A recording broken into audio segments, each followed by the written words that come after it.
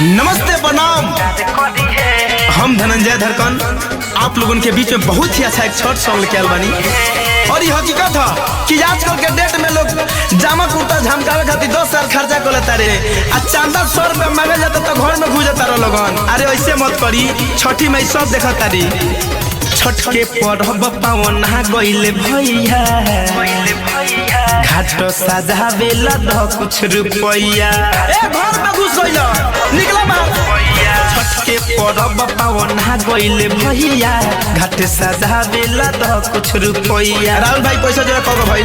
श्रद्धा से तो दान बेरा पार करी है, श्रद्धा से तो दान बेरा पार करी है। पूजा पाठ से जे करी खेला बाहर तो छठी माई विचार करी है।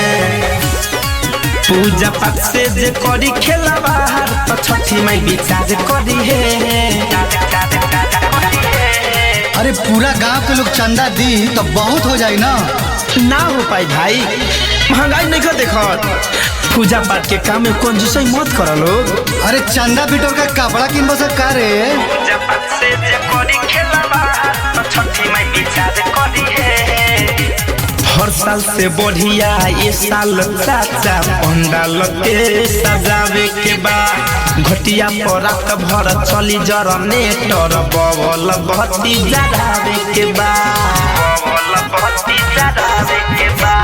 हर साल से बढ़िया ये साल चाचा पंडाल के सजावे के बाद घटिया पर रात भर चली जनरेटर बबल बत्ती जरावे के बाद। धर्म के काम जिनय में टांग धरी है, धर्म के काम में जे टांग धरी है।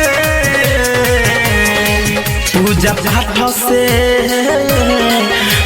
पाठ से जे करी खेला बाहर तो छठी माई विचार करी है। पूजा पाठ से जे करी खेला बाहर तो छठी माई विचार करी है। अच्छा तो ये बताओ 51 रुपया ले लो सन, ऐसा केहू को लगा पैसा नहीं खे। चलो पैसा फेरे ना चाहिए पैसा तहार कपड़ा किने खातिर पैसा भैया चांदा देव खातिर ना। श्रद्धा से पूजा में कर सहयोग माई दी दुख सब निवारी हो। अनधन से घर भर जाई न करी भाई के मिली सरकारी हो, भाई के मिली सरकारी। श्रद्धा से पूजा में कर सहयोग माई दी दुख से निवारी हो। अनधन से घर भर जाई न करी मिली सरकारी हो। धरे धनंजय कहे जिन मन मरी है, राहुल रसिक कहे जिन मन करी है। पूजा